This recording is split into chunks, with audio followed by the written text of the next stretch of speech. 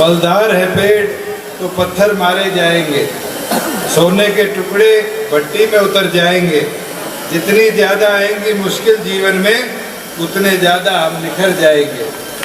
आज इनसो के 22वें स्थापना दिवस के उपलक्ष्य में जननायक जनता पार्टी और इंडियन नेशनल स्टूडेंट के संस्थापक आदरणीय डॉक्टर अजय सिंह चौटाला जी, जननायक जनता पार्टी के प्रदेश के अध्यक्ष ब्रिज शर्मा जी, आपके बीच में अजीत दिग्विजय सिंह जी, इनसो के राष्ट्रीय अध्यक्ष भाई प्रदीप जी, भाई रवि जी, भाई अजय जी, यहाँ पर मौजूद इनसो के तमाम वरिष्ठ पदाधिकारी, जननायक जनता पार्टी के तमाम कार्यकर्ता साथियों और प्रदेश के अलग अलग विश्वविद्यालयों से आए छात्र छात्राएं, मेरे युवा साथियों, मेरी बहनें, और मुझे खुशी है कि हरियाणा प्रदेश में बहुत लंबे समय के बाद अप्रत्यक्ष तौर पर छात्र चुनाव की लड़ाई को जिस तरीके से इनसो के साथियों ने लड़ा, उसका नतीजा आया कि अप्रत्यक्ष तौर पर छात्र संघ चुनाव हरियाणा प्रदेश में लागू है। मगर आज मैं आपसे वादा करता हूँ कि प्रदीप ने जो बात कही थी कि छात्र संघ की लड़ाई हमें सबको लड़नी पड़ेगी। और साथियों, इसके लिए आगामी विधानसभा का चाहे एक दिन का सेशन होगा, मेरा पूरा प्रयास रहेगा प्राइवेट मेंबर बिल के तौर पर भी छात्र संघ प्रत्यक्ष तौर पर लागू प्रदेश में हो, वो लड़ाई हम लड़ने का काम है। साथियों, जहाँ छात्र छात्राओं की बात आती है, कई ऐसे विषय हैं जो यूनिवर्सिटी, कॉलेज और स्कूलों को जोड़कर हमें देखने चाहिए। निरंतर बड़ी बड़ी बातें करी जाती हैं, मगर धरातल पर शिक्षा के स्तर के अंदर, खेलों के स्तर के अंदर जो सुधार और जिस मुहिम के साथ वो सुधार होना चाहिए था, कहीं ना कहीं हम वो पूरा नहीं कर पाए। साथियों, उस लड़ाई को आगे लेकर चलना। जब आज यहाँ आ रहा था तो मुझे 2-3 लोगों ने अग्निवीरों के बारे में बात की। साथियों, मुझे याद है जब ये योजना आई थी, जब मैंने राजनाथ सिंह जी से मुलाकात कर कहा था कि इन युवा साथियों को जो 4 साल सेवा कर आएंगे, इनके भविष्य की सुरक्षितता कैसे करी जाए, आगे इनका भविष्य कैसे सुरक्षित। और हमने हरियाणा की कैबिनेट में मंजूरी दी थी कि 10% जॉब्स के अंदर हमारी पुलिस में अग्निवीरों के लिए हम आरक्षित सीटें करने का काम करेंगे कि ट्रेंड बच्चे जो वापस आएंगे। मगर शिक्षा के अंदर हम वो फैसला नहीं कर पाए। और अभी मैं डॉक्टर साहब से, डॉक्टर अजय सिंह चौटाला जी से जब चर्चा कर रहा था, तो उनने ये आदेश दिया कि प्रदेश में दोबारा जब आपकी सरकार बनेगी तो अग्निवीरों के लिए बैचलर्स हो, मास्टर्स हो या पीएचडी की पढ़ाई हो, पूरी तौर पर सरकारी खर्चे पर, चाहे प्राइवेट यूनिवर्सिटी हो चाहे सरकारी यूनिवर्सिटी हो, सरकार बहन कर उनके भविष्य को सुनिश्चित करने का काम कर पाए। और इस योजना को, जैसे दिग्विजय ने कहा था कि ये एक वीर योद्धा जब टीनेज में था तो अपने भविष्य की लड़ाई लड़ता था, और इस वीर योद्धा का नाम शहीद भगत सिंह था। मुझे खुशी है कि हमने लड़ाई लड़ी और चंडीगढ़ के एयरपोर्ट का नाम शहीद आजम भगत सिंह के नाम पर है। और इस योजना को भी जो अग्निवीरों के लिए हम करेंगे, इसकी योजना का नाम भी शहीद भगत सिंह अग्निवीर छात्र विकास योजना के नाम पर शुरू करेंगे। क्या कि सर छोटू राम जी के बारे में हमेशा पढ़ा है, उनने हमेशा कमेरे के उत्थान की, विकास की बात करने का काम किया, पर उनने एक चीज कही थी कि सरकार में रहकर ये काम होते। उनने हमेशा कांग्रेस के विरुद्ध में लड़ाई लड़ी, मगर अपने मुद्दों को मनवाने के लिए उनके साथ जाकर खड़ा होने का काम किया। हमसे भी एक गलती हुई थी, हमने भी आपके अधिकारों को मनवाने के लिए कदम उठाए, बीजेपी के साथ जाने का काम किया। और उस गलती को आज देखते हैं कि जनता जो बीजेपी से नाराज थी, वो कहीं ना कहीं हमसे नाराज होकर बैठी। ये मैं वादा आपको करता हूँ कि आने वाले भविष्य में गलती दोबारा करने का काम नहीं करें। साथियों, अगर हित की लड़ाई होगी तो अपने हितों को प्राथमिकता देकर, अपने मुद्दों को प्राथमिकता के साथ आगे ले जाने का काम करेंगे। वादा आज आपको करते हैं कि आपकी सरकार बनेगी तो ऐसी व्यवस्था बनाएंगे कि बस पास के लिए किसी छात्र को किसी के हस्ताक्षर करने की जरूरत नहीं, एडमिशन होने पर ये कॉलेज और यूनिवर्सिटियों में सुविधा ला कर देने का काम करेंगे कि छात्र छात्राओं को अपनी शिक्षा के लिए शिक्षा पे फोकस करने का टाइम मिले, ना कि आई कार्ड और बस पास बनाने के लिए धक्के काटने पड़े। और उसके साथ साथ साथियों, हमने स्कूलों में एक व्यवस्था शुरू करी और वो व्यवस्था बड़ी लाभदायक है। कई बार क्या होता था, प्राइमरी स्कूल तो हमारे छोटे छोटे गाँव में थे, मगर मिडिल और सेकेंडरी स्कूल के लिए 8-8, 10-10 किलोमीटर छात्र छात्राओं को जाना पड़ता था। इसके लिए हमने व्यवस्था बना कर दी और व्यवस्था बनाई कि शायद 15 या 16 रुपया प्रति किलोमीटर के हिसाब से 18 सीटर गाड़ी गांव में तय हो जाती थी और गांव को प्रिंसिपल की वेरिफिकेशन के बाद सरकार उसका पैसा देती थी कि स्कूली छात्र छात्राओं को शिक्षा के लिए दर दर की ठोकरें ना खानी पड़े। अब तो हमारे हर 20 किलोमीटर में कॉलेज बन चुके हैं और 20 किलोमीटर के कॉलेज के दायरे के अंदर छात्र छात्राओं को आने जाने की व्यवस्था के लिए ये वादा आज आपसे करते हैं कि वैसी स्कीम बनाने का हम काम करेंगे जिससे 20 किलोमीटर 30 किलोमीटर के दायरे में अगर कोई छात्र छात्रा स्कूल में पढ़ता है, अगर एक बच्चा भी होगा उस गांव से, तो व्हीकल उपलब्ध कराकर उसकी स्कूल शिक्षा को बैकलॉग के तौर पर नहीं पर फ्रंट फुट के तौर पर शिक्षित करने के लिए उसका सहयोग करने का काम करेंगे। वही आज डॉक्टर जय सिंह चौटाला जी के आदेश है कि हमारे प्रदेश के सबसे ज्यादा युवा साथी 2 व्हीलर यूज करते हैं, मोटरसाइकिल हो, स्कूटी हो, चाहे स्कूटर हो। हमने बारी बारी सोचा, बारी बारी देखा है कि 2 व्हीलर अगर कोई यूज करता है तो माध्यमिक और गरीब वर्ग का आदमी भी करता है, जो छोटा दुकानदार है, मजदूर है, और उसके ऊपर रजिस्ट्रेशन का एक दबाव रहता है और रजिस्ट्रेशन का खर्चा भी बारी बारी आता है। साथियों, ये आज हम घोषणा करते हैं जिस दिन आपकी सरकार बनेगी 2 व्हीलर के ऊपर से रजिस्ट्रेशन फीस पूरी तौर पर समाप्त करने का काम, जिससे हमारे गरीब को, कमेरे को, छात्रों को आने जाने के लिए अपना 2 व्हीलर अपने खुद के, जैसे चौधरी देवीलाल जी ने ये उदाहरण डॉक्टर साहब ने दिया था कि चौधरी देवीलाल जी ने ट्रैक्टर पे से टैक्स माफ किया और मुझे वो दिन याद है जब केंद्र की सरकार ट्रैक्टर पे टैक्स लगाने का काम कर रही थी तो पार्लियामेंट में 1 महीने लेके गया था, नहीं गया था ट्रैक्टर, और उसको वापस गाड़ा बनाया। वैसे युवा साथियों का, माध्यमिक गरीब वर्ग का ये साधन इसी प्रकार से हम टैक्स फ्री कर कर आपके बीच में देने का काम करेंगे। साथियों, मैं एक चीज जरूर कहना चाहूंगा, 4.5 साल में बहुत से ऐसे वादे थे जो हमने पूरे करे और उसका एक वादा ऐसा था जो प्राथमिक तौर पर आपके जीवन पर बहुत महत्व रखता था। वो था हरियाणा प्रदेश के रोजगारों में 75% हिस्सा। मुझे याद है कि कांग्रेस और बीजेपी के लोग कहते थे 75% कानून कैसे बने। मुझे चौधरी देवीलाल जी की वो बात याद है जो बुजुर्गों से सुनी है कि 1987 में जब उनने कहा कि बुढ़ापा पेंशन की शुरुआत करेंगे तो बंसीलाल जी और कांग्रेस के लोग कहते थे कि मैं तो वकील हूँ, चौधरी देवीलाल कैसे पेंशन शुरू कर सकते हैं। तो बंसीलाल जी ने जब ये बात कही तो चौधरी देवीलाल विधानसभा में खड़े हुए और कहा कि बंसीलाल, मैं कोई भेड़ बकरी चराने नहीं आया, कानून बनाने आया।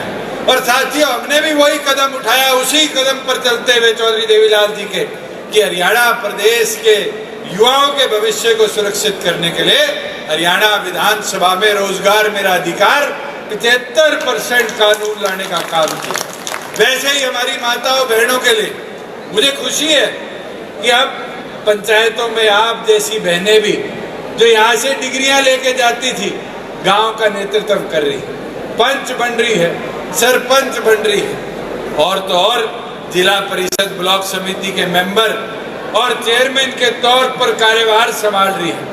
आज हर दूसरी कुर्सी पर एक हमारी माता बहन बैठी है और पंचायती राज संस्थाओं को बड़े अच्छे तरीके से चलाना पड़ रहा है। वर्मा जी और बैठे बैकवर्ड के साथियों को कोई पूछता नहीं था पंचायतों में, क्योंकि एक एक दो दो मकान होते थे। आज बीसीए के साथियों को 8% पंचायती राज संस्थाओं में हमने हिस्सेदारी देने का काम किया, और ये वादा करते हैं यही महिलाओं का बैकवर्ड का सम्मान आज तो पंचायती राज में किया था, राज बढ़ने पर शहरी निकाय में भी कराने का काम करेंगे कि प्रदेश के हर स्तर पर बैकवर्ड और महिला का सम्मान बराबरी से रखा जाए। वही साथियों, हमने 14 फसलें किसान की एमएसपी पर उठाई। आज इस हॉल में बैठा हर एक बच्चा कहीं ना कहीं खेती बाड़ी से संबंध रखते हुए परिवार से आता। मुझे याद है कि 2 फसलें 3 फसलें सीसीआई आ जाती थी तो नरमा चौथा एमएसपी पर खरीदा जाता था। पर मुझे खुशी है कि 4.5 साल में हम 14 फसलों को एमएसपी पर लाने में कामयाब रहे। साथियों, हम बुढ़ापा पेंशन को देश में सबसे अधिक 3,000 रुपए पे पहुंचाने में कामयाब रहे। मगर बहुत सी ऐसी चीजें हैं जो हमें आगे भी करनी है, जैसे एससी साथियों के प्रमोशन में 20% हिस्सेदारी दे पाए। ये रविदास मंदिर जो दिल्ली में बीजेपी ने तुड़वाया था, ये प्रीतम और बैठे हैं, इनको याद होगा, हमने वादा किया था कि कुरुक्षेत्र की पावन धरा पर 5 एकड़ में विशाल बनाएंगे, और मुझे खुशी है कि कुरुक्षेत्र में नींव रखी गई और वहां पर रविदास मंदिर का निर्माण की लड़ाई भी हम लड़ते रहेंगे। साथियों, वैसे ही प्रदेश के अंदर एससीए के साथियों को एजुकेशन, इस हायर एजुकेशन में, मेडिकल एजुकेशन में 50% हिस्सेदारी हमने सुनिश्चित कराने का काम किया। वैसे ही प्रदेश के अंदर हिंदी भाषा को हमारे जुडिशियल सिस्टम से जोड़ा जाए।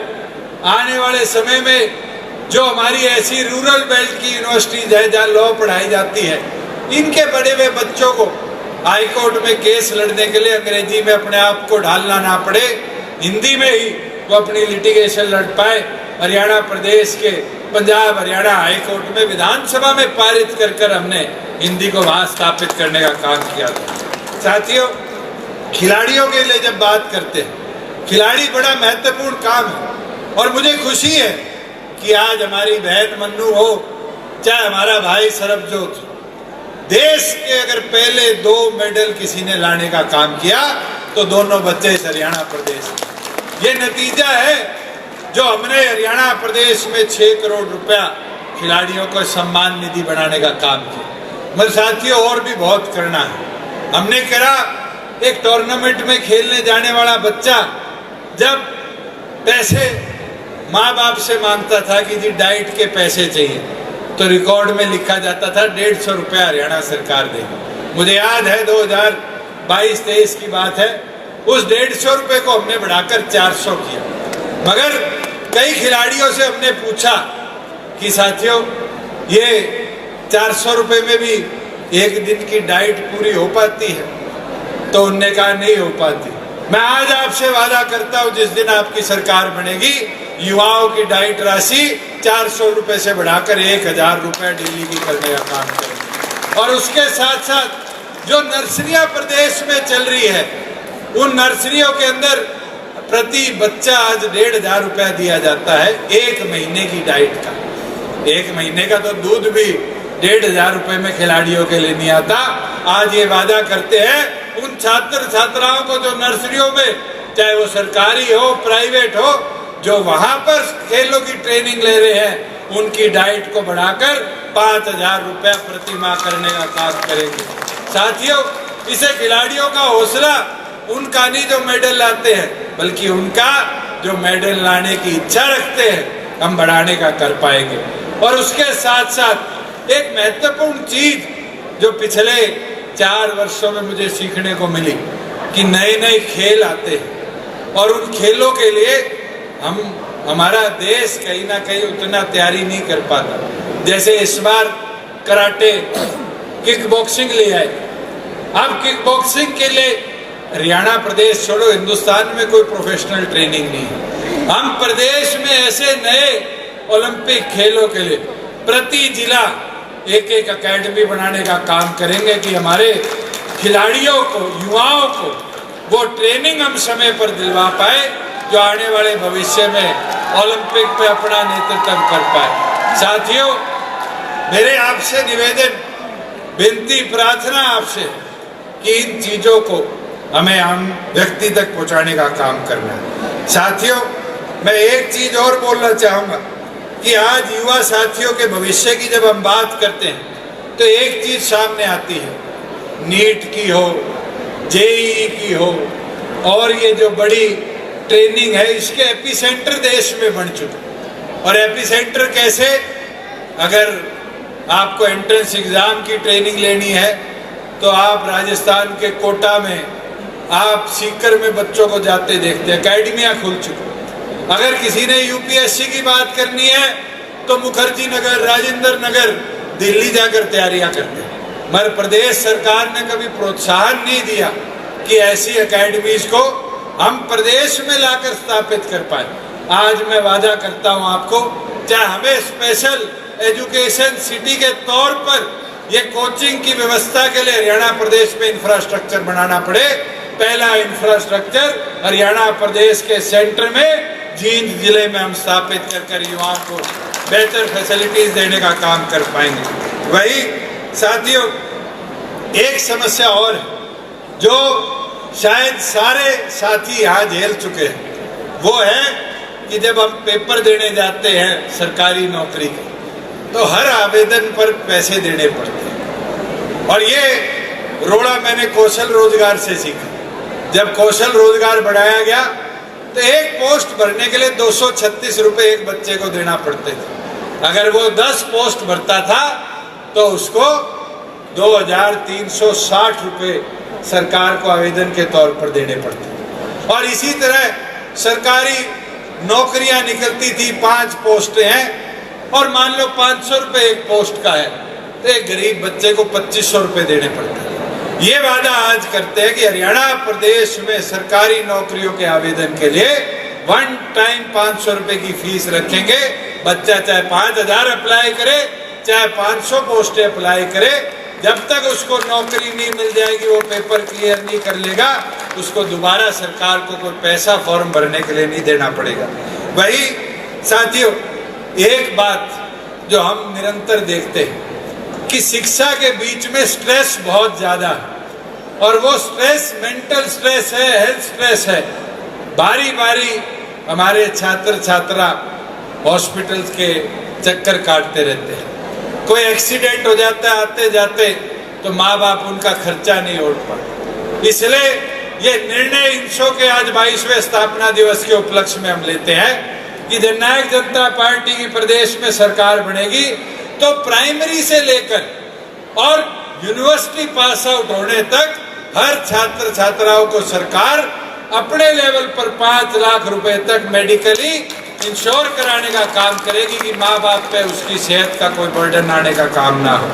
मैं तो एक चीज आज कहूंगा कि पार्टी को लाए थे तूफानों से निकाल के, हमेशा रखेंगे इसको साथियों संभाल के। माना है कि रात बहुत अंधेरी है, इसके बाद आएंगे दिन बहुत कमाल के। अब मेहनत करनी पड़ेगी साथियों। ये 60 दिन का सफर आपके सामने है। इन 60 दिन के अंदर जितनी मेहनत हम मैदान में उतर कर करेंगे, उतना ज्यादा बदलाव प्रदेश के अंदर युवाओं के नेतृत्व में लाकर देने का काम करेंगे।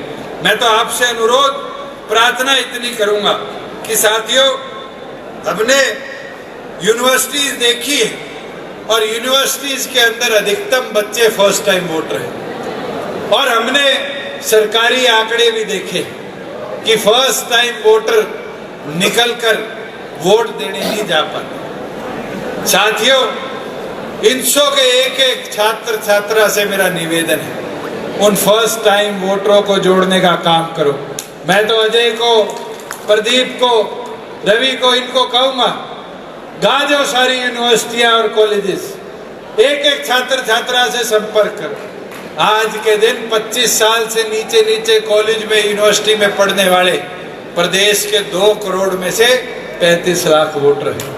अगर इन 35 लाख वोटरों की ताकत को संभाल पाओगे, इन 35 लाख युवा छात्र छात्राओं को मैदान में पार्टी के साथ खड़ा कर पाओगे, तो तुम्हें कोई नहीं रोक पाएगा।